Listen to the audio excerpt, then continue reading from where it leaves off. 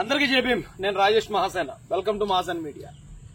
అంటే ఇప్పుడు కోన రవికుమార్ గారి మీద ఆరోపణలు చేసిన ఎవరైతే సౌమ్య అనే ప్రిన్సిపల్ గారు ఆత్మహత్యాయత్నం చేశారు, టీడీపీ వాళ్ళు వీడియోలు పెట్టారు కాబట్టి అంటే రాజేష్ మహాసేన పెట్టిన వీడియో వల్ల ఆవిడ ఆత్మహత్యాయత్నం చేసిందని చెప్పి చాలా మంది వాగుతున్నారు వైసీపీ వాళ్ళు. అయితే మీకు ఇంకా మంచి బుద్ధి దేవుడు తలుచుకున్నా కూడా మీకు మంచి బుద్ధి రాదని నాకు అర్థమైంది.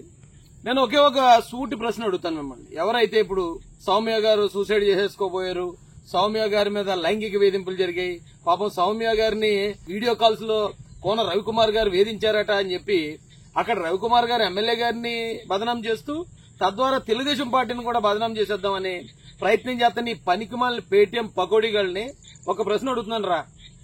నిజంగా సౌమ్య గారి పరిస్థితిలో మీ భార్యో మీ అక్కో మీ చెల్లో ఉందని ఊహించుకోండి.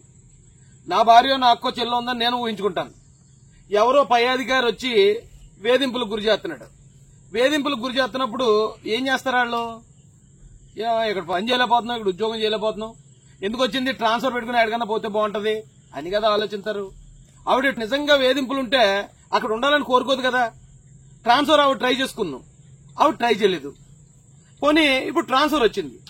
ట్రాన్స్ఫర్ వచ్చినప్పుడు అమ్మ గొడవ లేదురా బాబు, ఇక ఇక్కడి నుంచి నేను ఏ వీడియో కాల్స్ మాట్లాడక్కర్లేదు, నన్ను ఎవరు వేధించరు, శుభ్రంగా ఇక్కడి నుంచి వెళ్ళిపోతానని చెప్పేసి వెళ్ళిపోవచ్చు కదా. ఎందుకు వెళ్తలేదు ఆవిడ ట్రాన్స్ఫర్ వచ్చినా వెళ్లకుండా నేను ఎక్కడే ఉంటాను, కోన రవికుమార్ గారి నియోజకవర్గంలో ఉంటానని ఎందుకంటే అది ఒక్కటి చెప్పండి చాలు. నిజంగా వేధింపులు జరుగుతుంటే ఆవిడ అక్కడ ఉంటుందా? ఆ వేధింపులు పడ్డ ఆవిడకి ఏమైనా ఇష్టమా?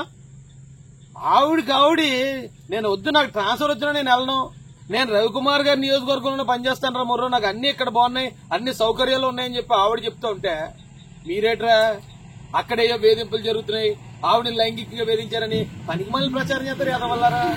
నేను సూటిగా అడుగుతున్నాను మిమ్మల్ని, చెప్పండి. అదే మీ భార్య మీ అక్కో చెల్లో అయితే అలాగే వాళ్ళ వేధింపులు జరిగే చోట ట్రాన్స్ఫర్ వచ్చినా వెళ్లకుండా ఉంటుందా?